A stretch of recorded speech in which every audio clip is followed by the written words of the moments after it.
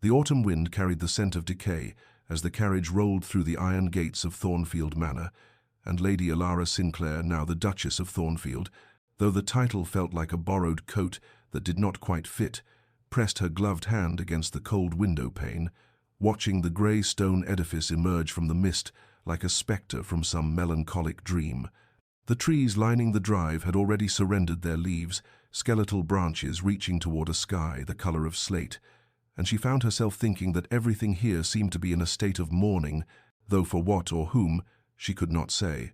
The wedding had taken place only that morning in the chapel of her father's estate, a ceremony so brief and silent it hardly seemed real. The Duke had spoken his vows in a voice devoid of inflection, had not met her eyes even once, had placed the ring upon her finger with hands that trembled, not with emotion, but with what appeared to be suppressed fury, or perhaps anguish.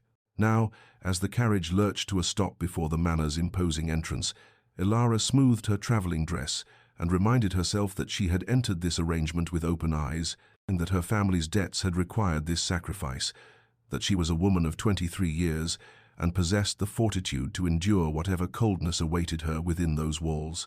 The Duke emerged first, his tall frame unfolding from the carriage with a grace that seemed at odds with the rigidity of his bearing, and he did not offer his hand to help her descend, did not even glance back to ensure she followed as he strode toward the entrance, where a line of servants stood assembled in the gathering dusk. Elara descended alone, her small trunk following behind, and made her way across the gravel drive with her chin raised, refusing to let her trepidation show. Inside, the manor was all dark wood and darker shadows, portraits of long-dead Thornfield staring down from the walls with expressions as forbidding as the current Duke's, and it was there, in the great hall, with its enormous fireplace crackling uselessly against the pervasive chill, that the Duke finally addressed her directly. "Mrs. Holloway will show you to your quarters," he said, his voice carrying the same emotional emptiness it had held during their vows, and when the elderly housekeeper stepped forward with something like pity in her eyes, Elara felt the first stirring of true unease. "Your Grace," Mrs. Holloway began carefully, "shall I prepare the Duchess's chambers?"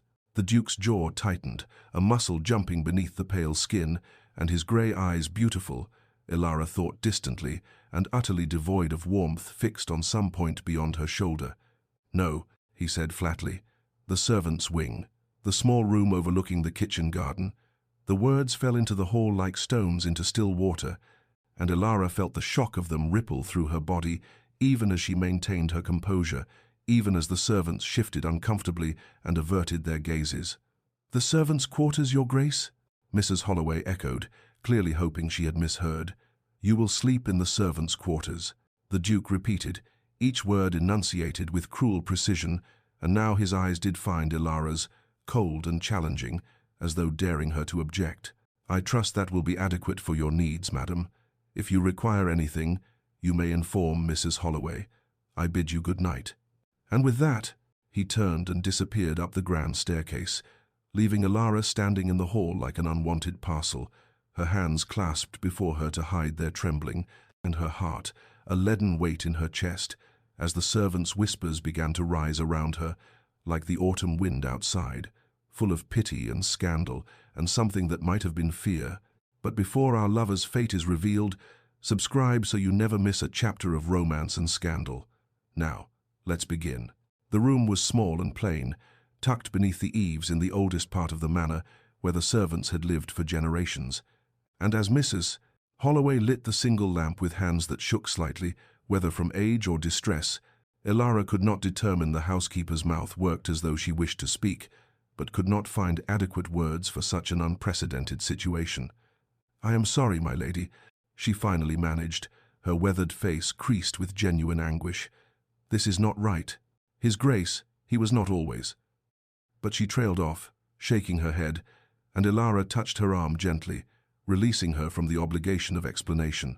When the door closed and she was alone, Elara sank onto the narrow bed, so different from the grand canopied affair she had expected as a duchess, and allowed herself one moment of weakness, one silent tear that traced down her cheek before she wiped it away with fierce determination and rose to unpack her modest trunk. Through the thin walls, she could hear the kitchen staff below, their voices carrying upward through the floorboards, and though she knew eavesdropping was beneath her station, she found she could not help but listen as the cook's voice rose in indignant whisper. 3 years since Lady Catherine died, and still he punishes himself, and now this poor girl for crimes she never committed. Another voice, younger, responded, My aunt worked here before the tragedy. She said the Duke was different then, always laughing, always kind to the staff. Lady Catherine had that effect on him, brought out the warmth in him. But when she died, the voice dropped lower, and Elara had to strain to hear. They say it haunts him still, what happened that night, that he blames himself, though it was nothing but a terrible accident. The conversation dissolved into murmurs Elara could not decipher, but she stood frozen with her hands buried in her trunk, a silver-framed miniature of her mother clutched forgotten in her fingers, as understanding began to crystallize in her mind like frost on glass. The Duke was not cruel by nature, but by wound, not cold but frozen, trapped in some grief so profound it had transformed him into this hollow, hostile stranger who could not bear the sight of a wife he had been forced by duty and circumstance to take. Over the following days, as Elara moved through the manor like a ghost herself, unseen, unacknowledged, existing in the margins of the household, she pieced together the tragedy from overheard fragments and careful observations. Lady Catherine Ashworth, beautiful and gentle, engaged to Duke Adrian when both were young and full of promise, had died 3 years prior on a winter's night, when her carriage overturned on the treacherous road from the village, and the Duke, who was to have met her that evening but had sent word to delay due to estate business, had been the one to find her broken body in the snow. The guilt, the servants whispered, had devoured him from within, had turned him into a man who walked through life, performing the motions of existence, but feeling nothing, wanting nothing, refusing connection, lest it lead once more to devastating loss. Now, unpacking the last of her belongings in this room that smelled of lavender and loneliness, Elara placed her few books upon the rough wooden shelf and understood with sudden, painful clarity that she had been exiled, not as punishment for who she was, but as protection against what she might become, someone he could lose, someone whose loss might finally shatter what little remained of the Duke's fractured soul. Sleep would not come, though Elara lay still as stone in the narrow bed, listening to the manor settle around her like an ancient creature, easing its bones into rest, the creak of floorboards contracting in the autumn chill, the whisper of wind through cracks in the window pane, the distant ticking of a clock somewhere in the depths of the house marking each second of her exile with methodical precision.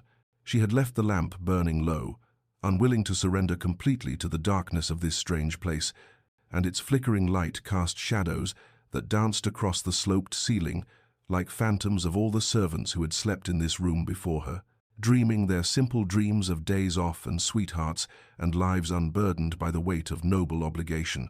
The house had fallen silent near midnight, the last footsteps fading, the last doors closing, until Elara felt herself utterly alone in a way she had never experienced, even in the most solitary moments of her girlhood, and she was just beginning to drift toward an uneasy sleep when the scream shattered the stillness like glass exploding in a quiet room. She bolted upright, heart hammering against her ribs, every sense suddenly sharp and alert as the sound echoed through the corridors. Not a cry of physical pain, but something far worse, something primal and anguished, the sound of a soul in torment. Without conscious thought, Elara threw off her blankets and reached for her dressing gown, her hands fumbling with the ties as she moved toward the door and out into the dim hallway where a few wall sconces burned low, casting more shadow than light. The scream came again, muffled now but no less terrible, and she followed it like a dark thread through the labyrinth of corridors, past closed doors, behind which she imagined the servants lying awake and listening with the resignation of those who had heard this many times before. The sound led her to the east wing, to a pair of ornately carved doors that stood partially open, and through the gap she could see the flicker of firelight and hear now not screaming but ragged breathing, gasping sobs that struck her heart with unexpected force. She took a step forward, her hand reaching toward the door, when a voice behind her made her freeze. "My lady, please." Mrs.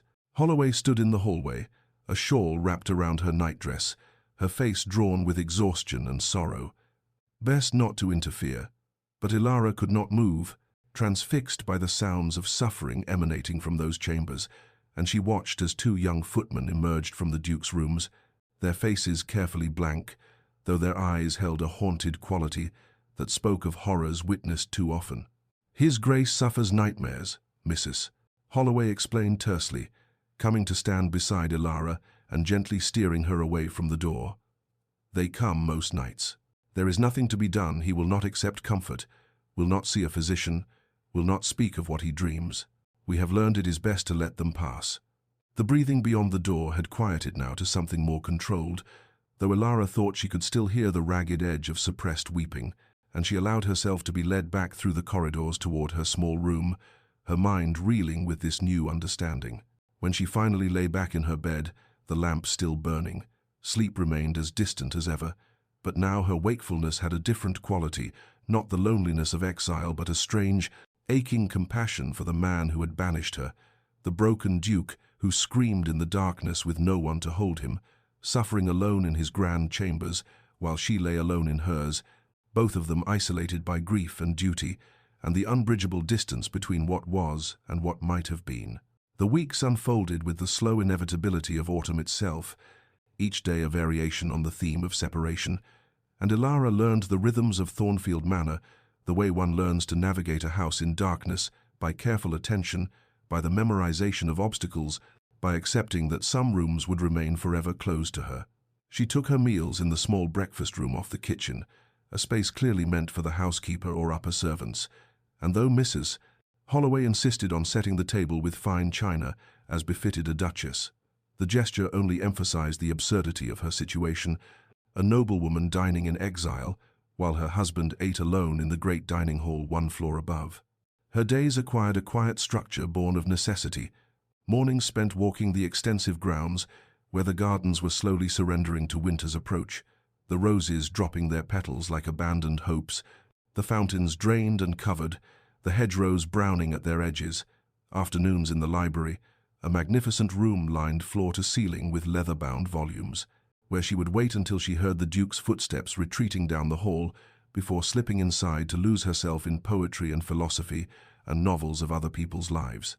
They passed each other occasionally in the corridors, these encounters unavoidable in a house they both inhabited, and each time Elara would nod politely, would murmur "Your Grace" in acknowledgement, and each time the Duke would give the barest inclination of his head before moving past her, as though she were merely another piece of furniture, another portrait on the wall to be glanced at and forgotten. Yet she observed him despite his attempts at invisibility, could not help but notice the details that accumulated like fallen leaves. The way his hands trembled slightly when he reached for his coffee at breakfast. On the rare occasions their schedules overlapped, the haunted quality of his grey eyes that suggested sleepless nights and waking nightmares, the careful distance he maintained, not just from her but from everyone, even the loyal servants who had known him since childhood. She watched him from her window one morning as he stood in the garden staring at a particular rose bush, his posture so rigid it seemed he might shatter, and only later did she learn from the gardener that Lady Catherine had planted those roses the summer before she died. She saw how the household staff moved around him with exaggerated care, speaking in hushed tones when he was near, and she understood that his cruelty was not cruelty at all, but rather a fortress built stone by stone from grief and guilt, a wall meant to keep the world at bay so that he might never again feel the devastating pain of loss. The autumn deepened around them, November approaching with its promise of darker days and longer nights, and Elara found herself no longer bitter about her banishment to the servants' quarters, but instead oddly grateful for it, for from this position on the margins she could observe without the burden of expectation, could begin to see past the Duke's frozen exterior to the suffering man beneath, could recognize in his careful isolation not rejection, but a terrible, misguided form of protection. He was not pushing her away because he hated her. She realized one afternoon as she watched him through the library window, standing alone in the dying garden, with his shoulders bowed beneath some invisible weight, but because he could not bear to let her close enough to lose. The storm arrived near midnight with the violence of something long suppressed, finally breaking free. Rain lashing against the windows in waves that sounded like handfuls of gravel thrown by an angry god, and Elara woke from uneasy dreams to find her small room illuminated by intermittent flashes of lightning that turned the familiar shadows strange and menacing. She lay listening to the thunder roll across the moors, counting the seconds between flash and sound the way her mother had taught her as a child, and was just beginning to drift back towards sleep when the knocking came soft at first, almost tentative, then more insistent, a rhythm that seemed to carry within it some desperate urgency. For a moment she thought she had imagined it, that the storm was playing tricks with her senses, but then it came again, and she rose quickly, reaching for her dressing gown and tying it securely before moving to the door. Her mind racing through possibilities. Had something happened? Was there an emergency in the household? Had the storm caused some damage that required her attention despite her marginal status in this place? She pulled open the door and froze, her breath catching in her throat at the sight before her. The Duke stood in the dim corridor, his dark hair disheveled and falling across his forehead, his nightshirt open at the collar, revealing the pale column of his throat, and his eyes, those grey eyes that were usually so carefully shuttered, were wide and wild, with a terror so raw it seemed to strip away every defense he had constructed, leaving him exposed and vulnerable as a child woken from nightmare. He swayed slightly on his feet, and Elara realized with a shock that pierced through her own confusion that he was not fully conscious. He was moving through some half-waking state where dream and reality blurred into one terrible landscape. "Catherine?" he whispered, his voice breaking on the name, and he reached toward her with a hand that trembled violently, his face transformed by such desperate hope and anguish that Elara felt tears spring to her own eyes unbidden. "Catherine, I'm sorry. I'm so sorry, please." And then, like a man surfacing from deep water, awareness crashed back into his features, and she watched the exact moment when he recognized where he was, who she was, what he had done. The horror that flooded his expression was almost worse than the terror that had preceded it, a mortification so complete that he actually stumbled backward, his hand falling to his side as though he had been burned. "Your Grace," Elara began, her voice gentle, wanting desperately to ease the shame she saw written across every line of his body, but he was already turning away, already fleeing down the corridor with his nightshirt billowing behind him like the wings of some wounded bird.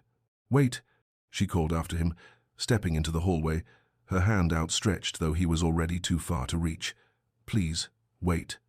But he was gone, disappeared into the darkness and the storm, and Elara stood alone in the doorway of her small room, with the rain drumming overhead, and her heart aching with a compassion so fierce it surprised her, for she had just witnessed what all the Duke's careful coldness had been constructed to hide, not indifference, not cruelty, but a grief so profound and a vulnerability so absolute that he could not bear for anyone to see it.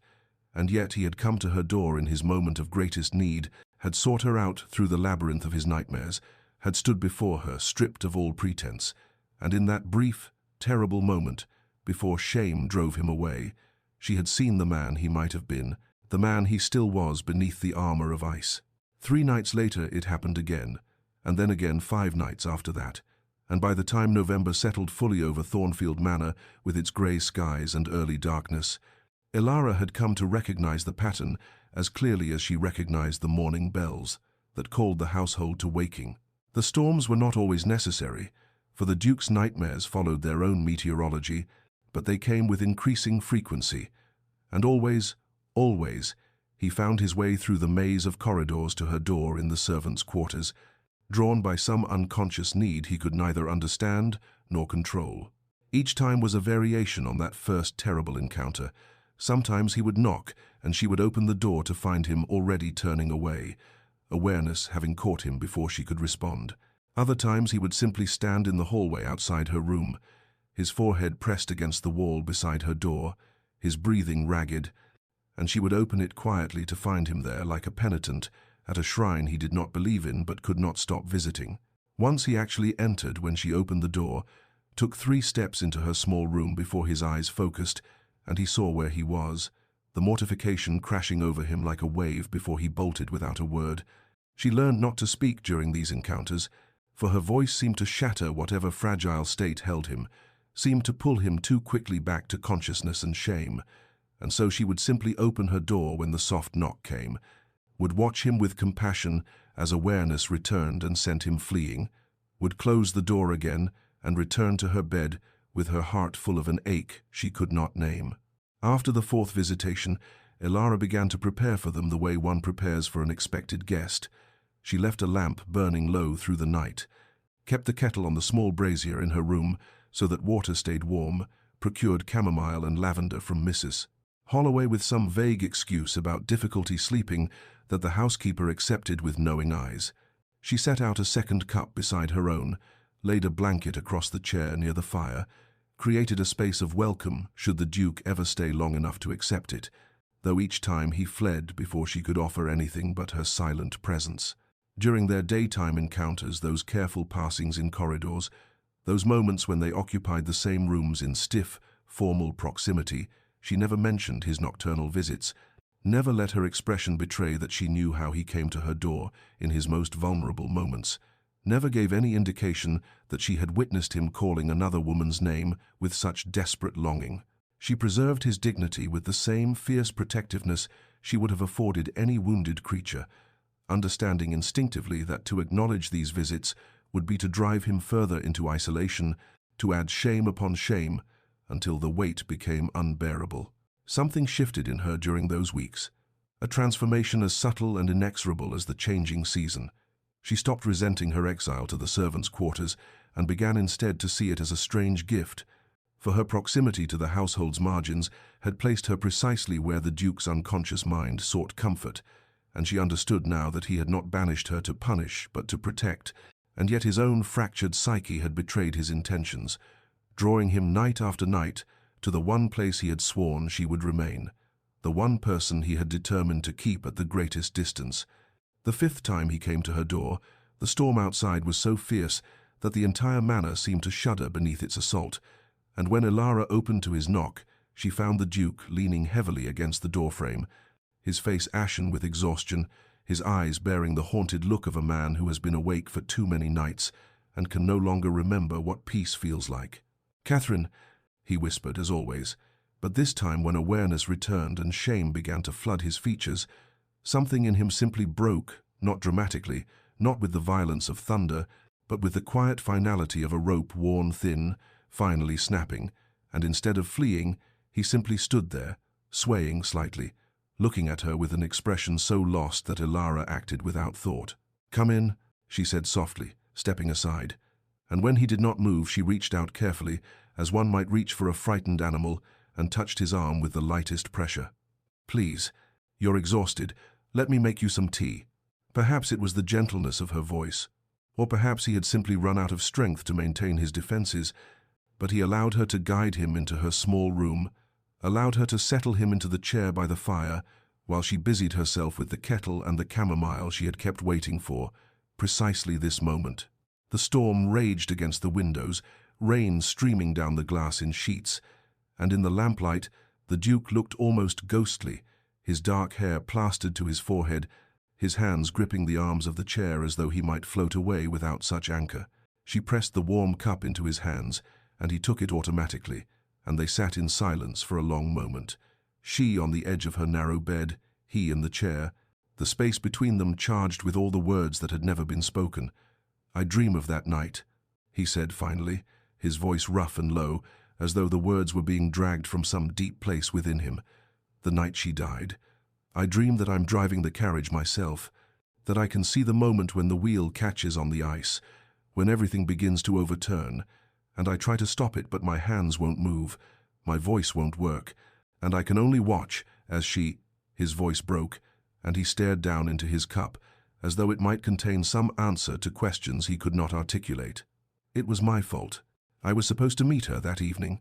She was coming from the village because I had sent word asking her to come, and if I had not, if I had simply gone to her instead, if I had waited one more day—" He stopped, shaking his head, and when he continued his words came haltingly, each one seeming to cost him something. "The nightmares never stop. I thought if I kept everyone away, if I refused to let anyone close, I could contain it, could keep the darkness from spreading to others. I thought isolation was protection. But the darkness follows anyway. It finds me every night. And now—" He looked up at her for the first time, really looked at her, and his grey eyes were raw with shame and confusion. "Now I come to your door, though I have no memory of walking here, no conscious thought of seeking you out, and I wake to find myself standing before you like some madman, calling for a ghost. I have treated you abominably. I have exiled you to servants' quarters, ignored you, made you unwelcome in what should be your home, and still you—" He gestured helplessly at the tea, at the lamp she kept burning, at the quiet acceptance in her face. Elara set down her own cup and leaned forward slightly, her voice steady and clear despite the emotions swelling in her chest. "You are not a madman. You are grieving, and grief does not follow rules or timelines or logic. You come to my door because some part of you knows you should not be alone in your suffering, even if your waking mind refuses to acknowledge it." She paused, choosing her words carefully. "I do not need you to apologize for your treatment of me. I need you to know that you are heard, that what you carry is real and heavy and deserves to be spoken aloud, not locked away where it festers in darkness." And in that small room with the storm raging outside and the lamp casting its gentle light, the Duke of Thornfield wept for the first time since Catherine's death, and for the first time in 3 years, felt the presence of another human being who did not try to fix him or tell him to move on, but simply bore witness to his pain with compassion that asked nothing in return. The change came not as a sudden thaw, but as the gradual softening of frost beneath tentative sunlight, barely perceptible at first, easy to dismiss as imagination or wishful thinking until the accumulated evidence became undeniable. It began 3 days after their conversation in her small room, when Elara entered the breakfast room to find the Duke already there, an unprecedented occurrence, as their schedules had been carefully, unconsciously arranged to avoid such overlap, and instead of rising to leave as she expected, he simply looked up from his newspaper, met her eyes for a fraction of a second, and inclined his head in the smallest of acknowledgments before returning to his reading. The gesture was minute, almost nothing, but it was something, and Elara felt it like warmth against her skin as she took her seat at the modest table. 2 mornings later, as she reached for the marmalade, his voice cut through the silence. "Did you sleep well, Lady Elara?" The question was stiff, formal, clearly unpracticed, but it was a question nonetheless, an acknowledgement of her existence beyond the peripheral, and she answered with equal care, "Well enough, thank you, Your Grace," and watched something like relief flicker across his features before the mask of reserve settled back into place. The following week brought more small offerings. He mentioned over breakfast that the main library was poorly heated, and perhaps she would prefer the smaller sitting room for her reading. He inquired, awkwardly, whether she had everything she required for her comfort. He suggested, with a diffidence that spoke of internal struggle, that she might use the main library whenever she wished, that her confinement to hours when he was absent had been unnecessarily cruel. The servants noticed these shifts with the acute awareness of those whose livelihoods depend on reading the moods of their masters, and Elara caught the knowing glances exchanged between footmen, the small smile that touched Mrs. Holloway's lips when the Duke asked the housekeeper to ensure Lady Elara had access to the conservatory, and the way the household staff began to treat her with a warmth that had been held carefully in reserve during the weeks of her exile. Mrs. Holloway herself softened considerably, taking tea with Elara one afternoon in the small breakfast room and speaking with quiet approval. "You have been very patient with His Grace, my lady, more patient than many would have been. He is lucky to have someone who sees past the walls he builds." It was on a grey December afternoon, while wandering the portrait gallery in search of distraction from the relentless gloom outside, that Elara discovered the Duke standing motionless before a large canvas, and she knew, without being told, that this was Catherine, the woman whose ghost had haunted these halls for 3 years, whose name the Duke still called in his nightmares, whose death had transformed him from the warm, promising man the servants remembered into the hollow figure who now stood gazing at her painted face with an expression of such complex sorrow that Elara felt intrusive, simply witnessing it. She almost turned to leave, to grant him privacy in his grief, but something made her stay, made her walk quietly forward until she stood beside him in silence, 2 people looking at the image of a third who would never age, never change, forever young and lovely in her frame. The silence stretched between them, not uncomfortable but weighted with significance, and finally Elara spoke, her voice soft and without artifice. She was beautiful. The Duke's shoulders, which had been rigid with tension, relaxed fractionally, and when he responded, his voice carried a quality she had not heard before, not the cold formality of their public interactions, not the raw anguish of his nightmare-torn confessions, but something gentler, more human. "She was kind," he said, and then, after a pause that seemed to contain both acknowledgement and apology, "like you." The morning walks began without formal arrangement or spoken invitation, simply evolved from the coincidence of their paths, crossing one December morning when the frost lay thick upon the grounds and their breath made clouds in the frigid air. And the Duke, instead of nodding and continuing past as had become his recent custom, paused and said, "The East Gardens are quite beautiful at this hour, if you would care to see them." And Elara, surprised but careful not to show it, replied that she would like that very much.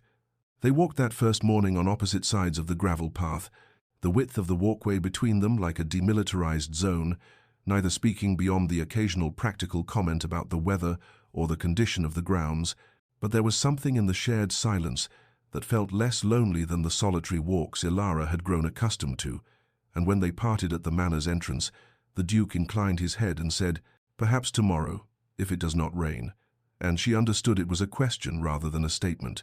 The walks became ritual, occurring each morning that weather permitted and sometimes even when it did not, both of them apparently finding that cold and damp were preferable to isolation, and gradually, incrementally, the silence between them filled with words. The Duke would point out a particular oak tree and mention how he had climbed it as a boy and broken his arm falling from its branches, how his father had been furious but his mother had laughed while binding the fracture. Elara would speak of her own childhood, of growing up in a household where books were treasured above all else, where her father had encouraged her curiosity even as society frowned upon educated women. They shared memories like carefully wrapped gifts, testing whether the other would receive them with care or carelessness, and finding always that gentleness met gentleness, that vulnerability was honored rather than exploited. The Duke told her of the estate's history, pointing out the folly his grandfather had built for his grandmother, the walled garden his mother had designed, the meadow where the village held its harvest festivals in years gone by, and in these small sharings, Elara began to see not just the isolated, grief-stricken man, but the layers beneath the boy who had loved this land, the young man who had dreamed of filling it with family and laughter, the broken soul who still, despite everything, tended it with devotion. And as the weeks passed and winter deepened, the physical distance between them gradually, almost imperceptibly lessened. They walked no longer on opposite sides of the path, but both on the same side, separated by several feet. Then those feet contracted to mere inches, and finally, on a morning when ice made the walkways treacherous, the Duke offered his arm with studied casualness, and Elara took it with the same careful nonchalance, and they continued their walk as though this intimacy had always existed, as though the warmth of contact through layers of winter clothing was unremarkable rather than revolutionary. Neither acknowledged this shift, neither commented on how they now walked close enough that their shoulders occasionally brushed, how their steps had synchronized into a matched rhythm, how the silence between them had transformed from the emptiness of strangers into the comfortable quiet of two people who no longer needed words to communicate presence and acceptance, but both felt it, this subtle drawing together, this gradual collapse of the distance that grief and fear had erected between them. The library had become Elara's refuge during the long afternoons, when the winter light failed early and the manor seemed to close in upon itself, and it was there on a particularly cold January evening that she found him, the Duke slumped in one of the leather wingback chairs near the fire, his head tilted at an angle that would surely cause pain upon waking, a leather-bound volume of Wordsworth lying open on the floor, where it had slipped from his relaxed fingers. The firelight played across his face, softening the harsh lines that grief and sleeplessness had carved there, and in repose he looked younger, more like the man he must have been before tragedy had aged him. Beyond his years, his dark lashes cast shadows on his cheeks, his mouth relaxed from its usual tight line, one hand fallen palm up on the chair's arm in an attitude of surrender. Elara stood in the doorway for a long moment, debating whether to retreat and leave him to his rest, but the fire had burned low, and the room had taken on a distinct chill, and she could see the slight shiver that ran through his frame even in sleep, the way his body sought warmth it could not find. Moving with careful quietness, she crossed to the cabinet, where she knew blankets were kept. For precisely such purposes the library was notoriously difficult to heat. its high ceilings and large windows conspiring against comfort, and selected a thick woolen throw in deep burgundy. She approached the sleeping Duke with the same caution she had learned to employ during his nocturnal visits to her door, aware that any sudden movement might startle him into wakefulness and the inevitable withdrawal that would follow. And she was just settling the blanket across his shoulders when his eyes opened, grey and momentarily unfocused, with the disorientation of unexpected waking. For a heartbeat, they simply looked at each other, Elara frozen with her hands still adjusting the blanket's drape, Adrian blinking slowly as awareness returned, and he registered where he was, who she was, what was happening. "You were cold," she said simply, straightening but not stepping away, offering explanation without apology or embarrassment. He looked down at the blanket, at her hands that had just released it, and something moved across his face, surprise, perhaps, or confusion, or the beginning of something else entirely. "Why do you care?" The question emerged raw and unguarded, without the formal distance he usually maintained, and she could hear in it genuine bewilderment, as though kindness were a foreign concept he could no longer pass. "Because you're suffering," Elara answered, meeting his eyes with steady honesty, "and I cannot watch suffering and do nothing. It is not in my nature to turn away from pain, especially when that pain belongs to someone who has tried very hard to convince the world he feels nothing at all." The words hung in the air between them, simple and devastating in their directness, and she watched something crack in his carefully constructed armor, watched his expression shift from bewilderment to something more vulnerable, more open. Not love. It was far too soon for love, but perhaps the first tentative possibility of it, the recognition that this woman before him saw him truly and did not recoil, that she had witnessed his worst moments and remained, that her compassion was not pity but respect, an acknowledgement of his humanity despite all his efforts to deny it. The invitation to dinner came via Mrs. Holloway, delivered with barely suppressed pleasure and a knowing glint in her eye. His Grace requested Lady Elara's presence in the dining room that evening at 8 o'clock, and would she be so kind as to join him for a proper meal? It was, Elara understood, the first time since her arrival at Thornfield Manor that such an invitation had been extended, the first acknowledgement that she was not merely an inconvenient obligation to be shuffled aside, but the Duchess of this house, his wife-in-law if not yet in practice, and she dressed with more care than usual, selecting a gown of deep emerald that brought out the warmth in her brown eyes, her hands trembling slightly as she fastened her mother's pearl necklace at her throat. The dining room was vast and formal, the table long enough to seat 30, but place settings had been arranged at one end, close enough for conversation, and the Duke rose when she entered, his movements stiff with nervousness, as he held her chair, a gesture of courtesy he had never before offered.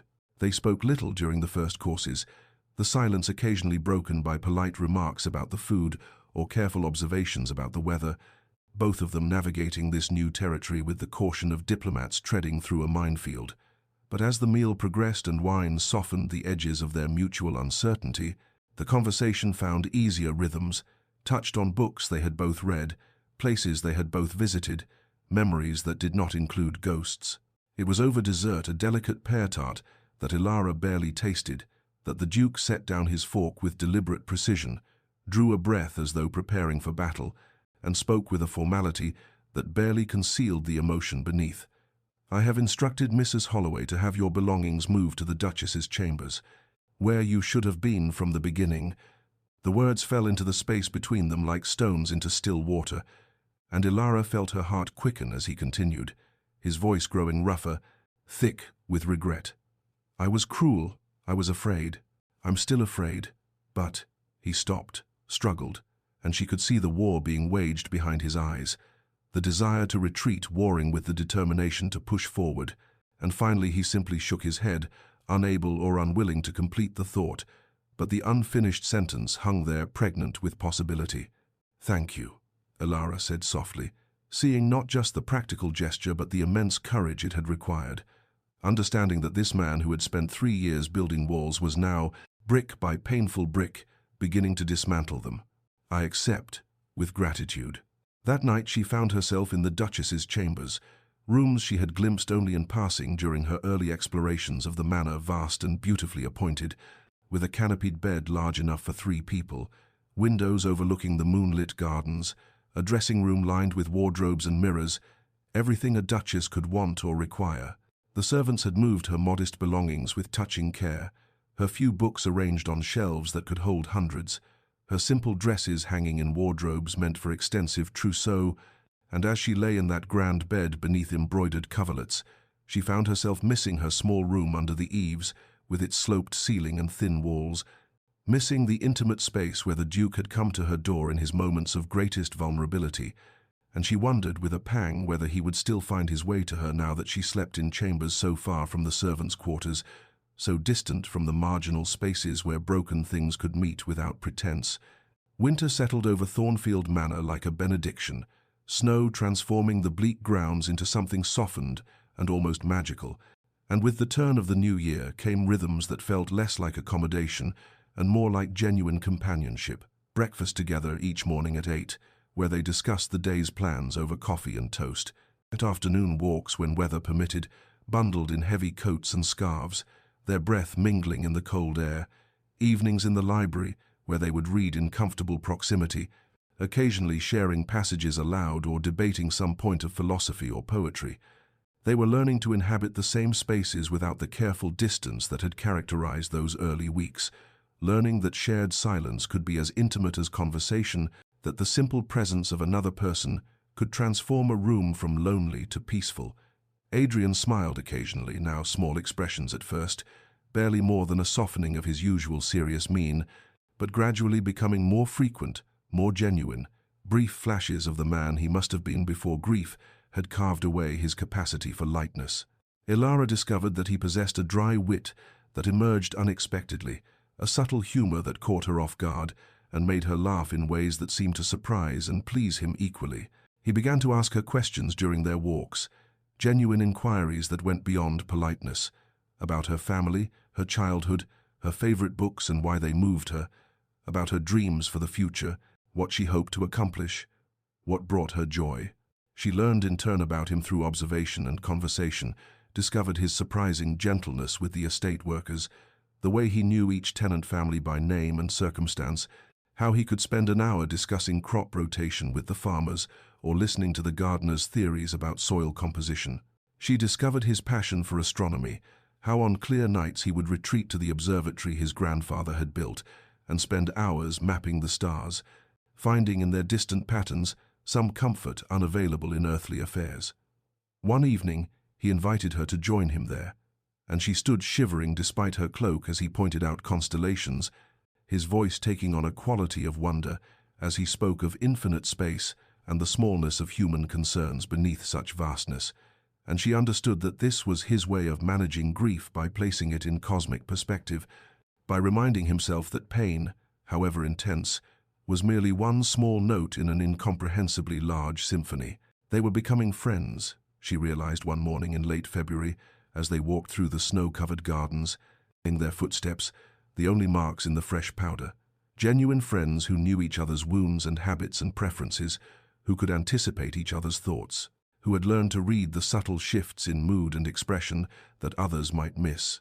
Yet beneath this friendship ran an undercurrent of something else, something neither was quite ready to name or acknowledge, the way her heart quickened when he smiled at her, the way his hand would linger a fraction too long when helping her over icy patches, the way they had begun unconsciously to stand closer together and to seek out each other's company not from obligation but from genuine desire, to feel incomplete when circumstances forced them apart for a day.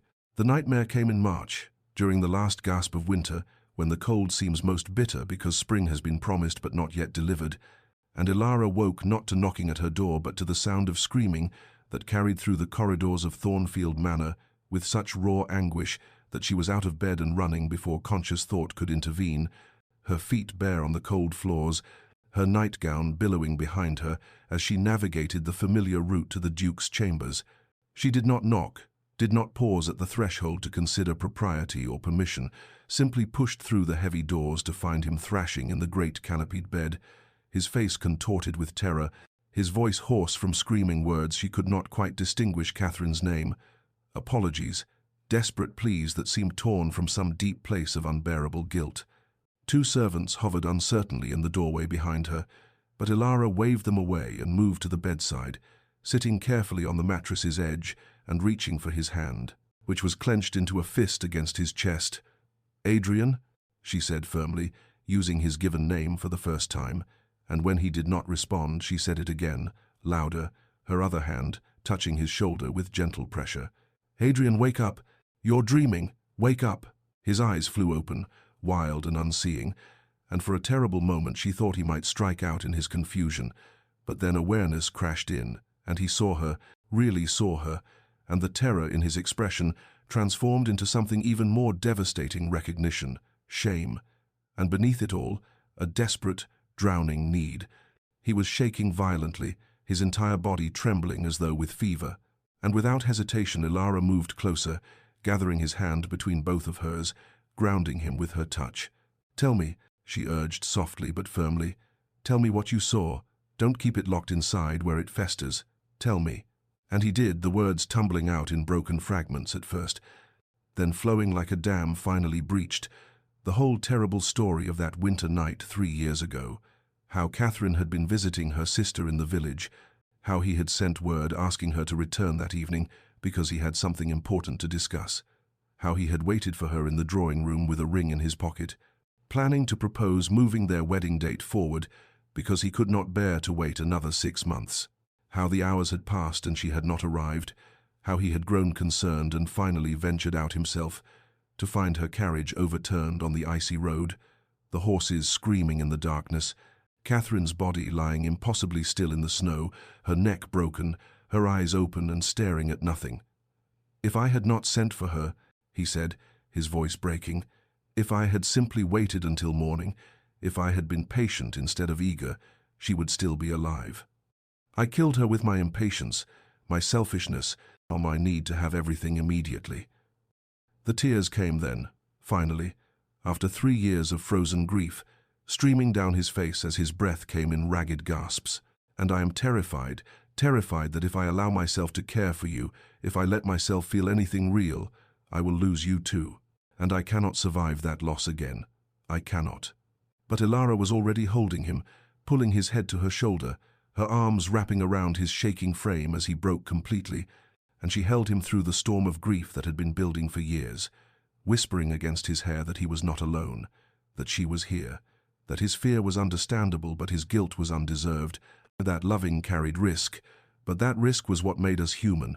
Dawn broke pale and hesitant over Thornfield Manor, the first light filtering through the heavy curtains of the Duke's chambers, to find them still together, Elara sitting against the headboard, with Adrian's head resting against her shoulder, her arms around him in a posture that would have scandalized anyone who witnessed it, though both were far beyond caring about propriety in this moment of raw honesty. She had felt him finally relax into exhausted sleep near 4 in the morning, his breathing evening out, his grip on her hand loosening, and she had remained motionless rather than risk waking him, and now as consciousness returned to him, she felt his body stiffen with awareness, felt embarrassment begin to flood through him as he registered their position, the intimacy of it, the vulnerability he had displayed. He pulled away carefully, sitting up and running a hand through his disheveled hair, unable to meet her eyes, and she could see him beginning to construct the familiar walls, to retreat behind formality and distance, and she refused to allow it. "Adrian," she said firmly, using his name again with deliberate intent, and when he still would not look at her, she reached out and gently touched his chin, turning his face toward hers. "What you showed me last night wasn't weakness, it was trust, and trust is the bravest thing a person can offer." He shook his head, his expression anguished, but she continued before he could speak. "You have spent 3 years believing that to feel is to invite destruction, that to open yourself to connection is to guarantee loss. But you trusted me enough to break in my presence, and that took more courage than any armor you've constructed." They talked as the sun rose fully, filling the room with cold morning light, and eventually moved to the small table by the window, where a servant, Mrs. Holloway, certainly, who missed nothing, had quietly delivered breakfast without knocking or intruding. Over coffee and eggs that neither touched with much appetite, Adrian spoke with a hesitancy that revealed how unpracticed he was at such honesty. "I have been seeing you," he said carefully, "not as an obligation or as a reminder of duty, but as yourself, Elara, who reads philosophy and walks in the cold and shows compassion to broken things. You are fascinating.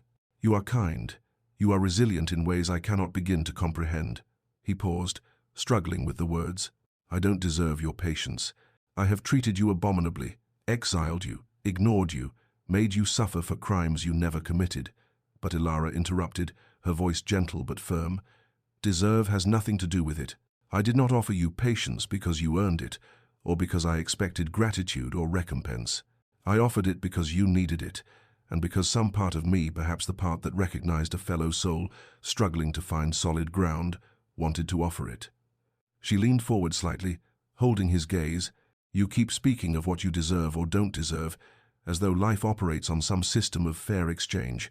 But it doesn't. Pain comes to those who don't deserve it. Joy comes unearned. All we can do is receive what we're given with grace and try to be gentle with each other in the meantime." Something shifted in his expression, a softening of the perpetual tension he carried, and for the first time since she had known him, Adrian smiled fully, not the brief flashes she had grown accustomed to, but a real smile that transformed his face and made her see clearly the man he had been before grief reshaped him.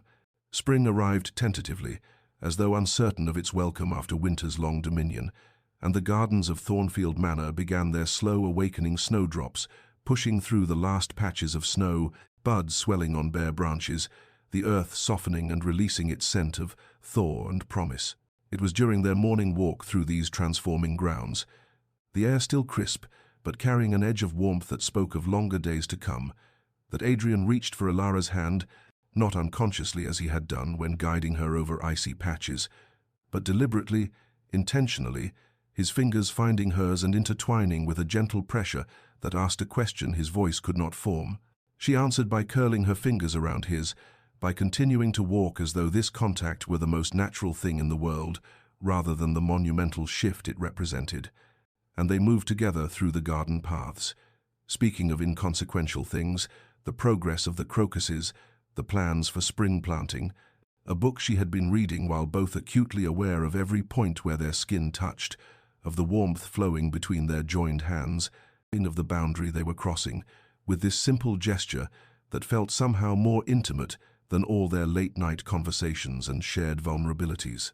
They walked for nearly an hour that way, fingers intertwined, and when they finally returned to the manor and released each other to attend to their separate morning obligations, Elara could still feel the imprint of his touch like a phantom warmth against her palm. That evening found them in the library as had become their custom, reading in companionable silence, but there was a new quality to the quiet now, a charged awareness that made every accidental meeting of eyes significant, every shift of position fraught with meaning. When the clock struck 10 and Elara rose to retire, Adrian stood as well, and walked with her through the corridors toward the grand staircase, something he had not done before, and at the foot of the stairs he stopped, turning to face her with an expression that mingled hope and trepidation. "Elara," he said softly, and she noted with a flutter in her chest that he now used her given name naturally, without self-consciousness. May I kiss you good night?" The formality of the request, the way he asked permission rather than simply taking what might be considered his husbandly right, moved her deeply, and she nodded, tilting her face slightly in offering. He leaned forward slowly, carefully, as though approaching something precious and fragile, and pressed his lips to her cheek with such gentleness that she barely felt the contact, yet it resonated through her entire body, like a bell struck in an empty room. This chaste kiss that felt like a promise, like the beginning of something they were both afraid to name, but could no longer deny. They were moving slowly, carefully, both aware of the fragility of what was growing between them, aware that trust once shattered took time to rebuild, that hearts once broken needed gentleness to heal, but it was growing nonetheless. Undeniable as the crocuses pushing through the last snow, as inevitable as spring following winter, this tender thing blooming between two people who had both believed themselves beyond the reach of such sweetness. The summons came after dinner on an April evening when the last light lingered golden in the western sky. Adrian's voice quiet but intent as he asked if she would accompany him to the portrait gallery, and something in his manner, a nervous energy, a purposefulness, made Elara's heart quicken as she agreed and followed him through the familiar corridors. The gallery was bathed in the soft glow of lamplight, portraits of generations of Thornfields, watching from their frames with painted eyes, and Elara noticed immediately what had changed.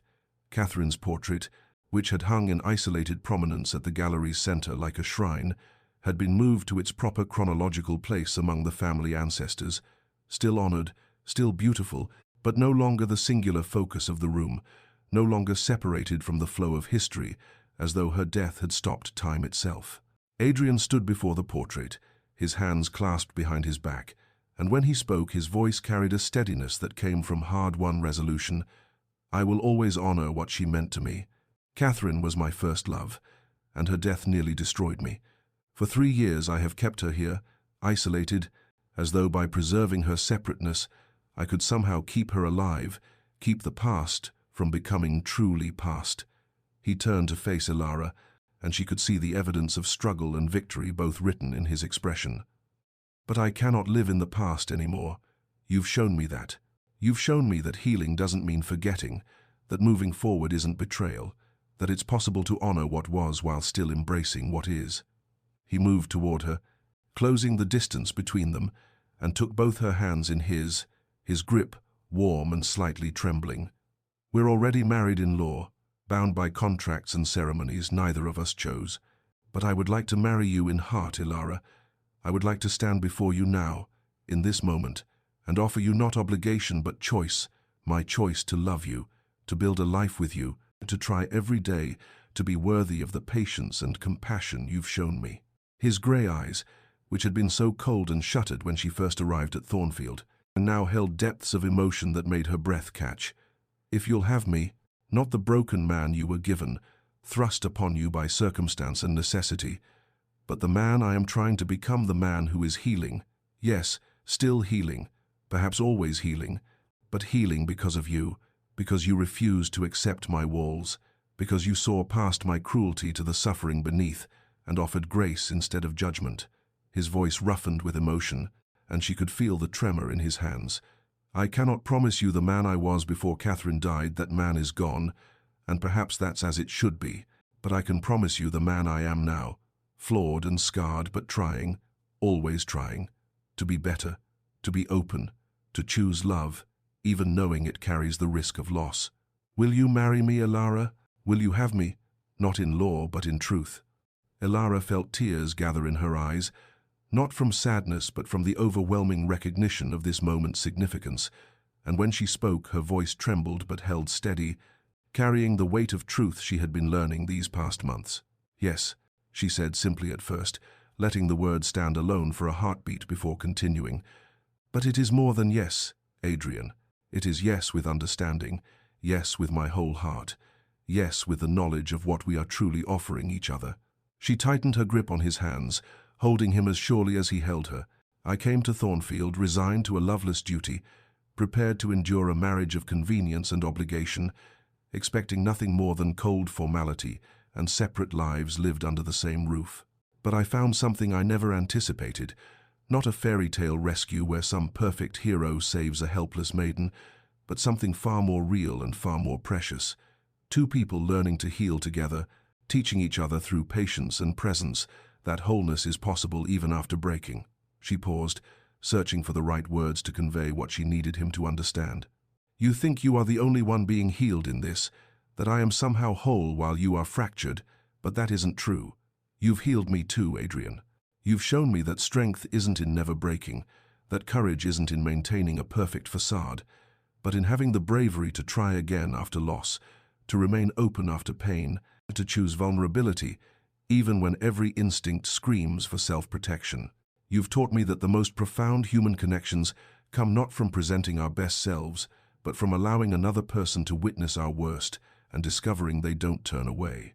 Tears were streaming down in her face now, and she saw answering moisture in his eyes as she continued. So yes, I will marry you in heart. I will choose you every day, not the man you were or the man you think you should be, but exactly the man you are in this moment, scarred and healing, and brave enough to love again, despite knowing what love can cost. And then he was pulling her close, one hand rising to cup her face with infinite gentleness, and he kissed her properly for the first time, not the chaste press of lips to cheek, but a real kiss, soft and tentative and full of promise, tasting faintly of salt from their mingled tears, and Elara felt something within her chest expand and bloom like spring arriving after endless winter. They stood together in the portrait gallery for a long time after, their foreheads touching, breathing each other's breath, neither willing to break the spell of this moment, and when they finally made their way to their separate chambers, for some boundaries still required time to dissolve, they did so with the knowledge that something fundamental had shifted, that they were no longer two isolated people bound by legal obligation, but two souls choosing each other with full awareness and open hearts. That night, for the first time since Catherine's death, Adrian slept peacefully through until morning without nightmares troubling his rest, and if he woke at all, it was only to smile in the darkness, knowing that in a nearby chamber Elara lay sleeping too, knowing she had chosen him, knowing he was no longer alone. Spring bloomed fully across Thornfield Manor, transforming the estate from its grey winter morning into something vibrant and alive, and with the changing season came changes within the house itself, as Adrian began systematically opening rooms that had been closed since Catherine's death, drawing back curtains to let light flood into spaces that had languished in the darkness, instructing servants to remove Holland covers from furniture, ordering fires lit in hearths that had grown cold, until the manor itself seemed to breathe again after years of holding its breath. Laughter echoed in the halls now, startling at first in its unfamiliarity, then gradually becoming woven into the fabric of daily life. Elara's bright mirth at something Adrian said over breakfast, his low chuckle at her dry observations about the visiting vicar, the shared amusement that passed between them in glances and small smiles that needed no words. They hosted a small gathering in May, their first social event, inviting neighboring families for dinner and cards, and Elara watched Adrian move through the evening with a grace that spoke of the man he had once been charming, attentive, present in a way he had not been for years, and she heard the whispered remarks of their guests, the wonder at the Duke's transformation, the speculation about what magic the new Duchess had worked to bring him back from the shadows. But the true transformation happened in private moments, in the slow dissolution of boundaries that had kept them separate even after their hearts had joined, as they discovered each other not just emotionally, but physically, tentatively, with a sweetness born of patience and mutual respect that made every touch feel sacred. Adrian would take her hand and press kisses to her palm, her wrist, the inside of her elbow, mapping her with reverent attention, and she would trace the lines of his face, the scar on his shoulder from that childhood fall, learning the geography of him with tender curiosity. They moved toward full intimacy gradually, over weeks rather than rushing, each step negotiated through whispered questions and breathless assent, and when they finally came together completely, it was with a gentleness that brought tears to Elara's eyes, a joining that felt less like passion's fire and more like coming home after a long exile. Afterwards, as they lay tangled in sheets bathed in moonlight streaming through the Duchess's chamber windows, Adrian traced patterns on her bare shoulder and whispered against her skin. "You brought me back to life. I was a ghost haunting these halls, going through the motions of existence but feeling nothing, and you refused to accept my living death, insisted I was still human, still capable of healing, still worthy of love." He pressed a kiss to her temple, and she could feel him smiling. "I don't believe in divine providence or fate, but if I did, I would say you were sent to save me." Elara turned in his arms, meeting his eyes in the dim light. "We saved each other," she corrected gently, and knew it for truth. Two broken people who had somehow, impossibly, found in each other the courage to become whole. The nightmare came in late June, on a night when summer had finally settled warm and gentle over Thornfield Manor, and Elara woke to the sound, not of screaming, but of soft, broken weeping, and turned in the bed they now shared to find Adrian sitting upright in the darkness, tears streaming down his face in the moonlight that spilled through the open windows. Her heart clenched with familiar concern, and she sat up immediately, reaching for him, expecting to find the terror and anguish that had characterized all his previous nightmares. But when he turned to her, his expression held something different, not fear, but a profound, almost peaceful sorrow, the kind of grief that comes not from wounds being torn open, but from their final, gentle closing. "I dreamed of Catherine," he said, his voice thick with tears but steady, and Elara prepared herself to offer comfort, to hold him through another recounting of that terrible night, but he shook his head as though reading her thoughts. No, it wasn't like before. She was standing in the garden, in the rose garden she loved, and she was smiling, truly smiling, the way she used to before. He paused, struggling with the wonder of it. She looked at me, and I knew the way you know things in dreams without words, that she wasn't trapped, wasn't suffering, wasn't waiting for me to join her in death. She was at peace, and she told me, his voice broke, and fresh tears spilled over. She told me to be happy. She said she had loved me, but that love doesn't chain us to the past, that her greatest wish was for me to live fully, to love again, to let her go not with guilt, but with gratitude for what we shared. He turned to Elara fully now, taking her hands as though anchoring himself to this moment, to this reality. She smiled at you too, in the dream. She saw you beside me, and she approved. She was glad, oh God. Elara, all this time I thought loving you was betraying her, and in the dream she was releasing me, blessing us, telling me that this is what she would have wanted. Elara pulled him close, cradling his head against her shoulder as he wept. But these tears were different from all the ones that had come before. These were cleansing tears, the kind that wash away old pain rather than drowning in it, the kind that come when a long-carried burden is finally, blessedly set down. She held him as dawn gradually lightened the sky, turning it from deep blue to pale gold. And when the first birds began their morning songs, Adrian's tears had subsided into quiet breathing, and he lifted his head to look at her with eyes that seemed somehow lighter, clearer, as though a veil had been removed. "It's gone," he said softly, with a note of amazement. "The weight I've been carrying, it's gone. I can feel her absence still. I will always feel it. But the guilt, the crushing sense that I killed her, that I don't deserve happiness," he shook his head. "It's lifted." And as morning came fully, flooding their chamber with gentle summer light, both of them felt the truth of it. The past had finally, truly released its grip, leaving them free to walk forward into whatever future they would build together. 5 years had passed since that June morning when the weight of the past had finally lifted, and Thornfield Manor bore little resemblance to the silent, mourning place Elara had first entered on that bleak autumn day. Now it was filled with light and warmth, and the particular chaos that comes with small children.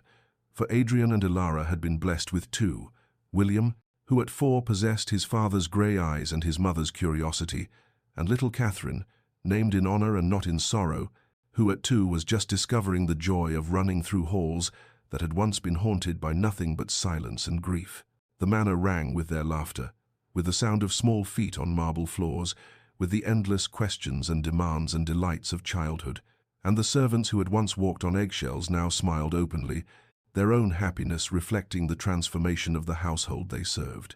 In the portrait gallery, Catherine Ashworth's painting still hung in its place of honour among the Thornfield ancestors, but beside it now hung a portrait of Elara, commissioned on their 3rd anniversary, and the two women equal in beauty and dignity, past and present coexisting without conflict.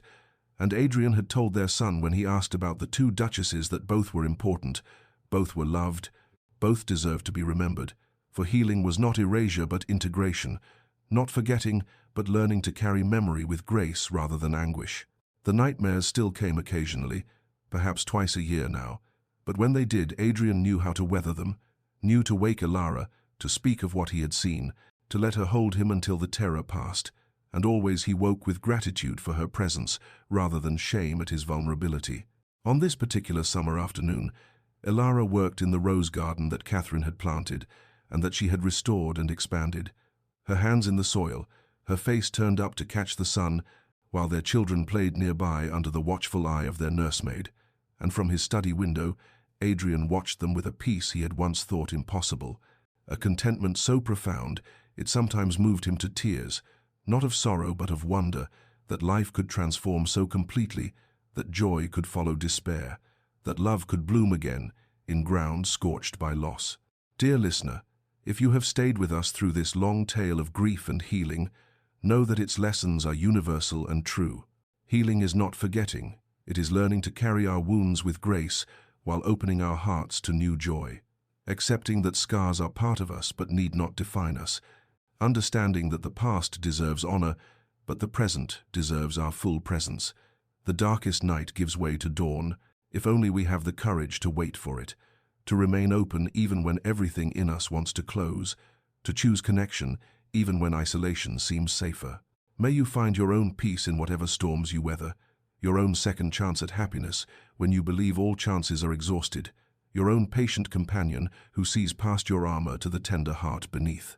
May you rest well tonight, knowing that transformation is always possible, that no winter lasts forever, that spring comes even to the most frozen ground.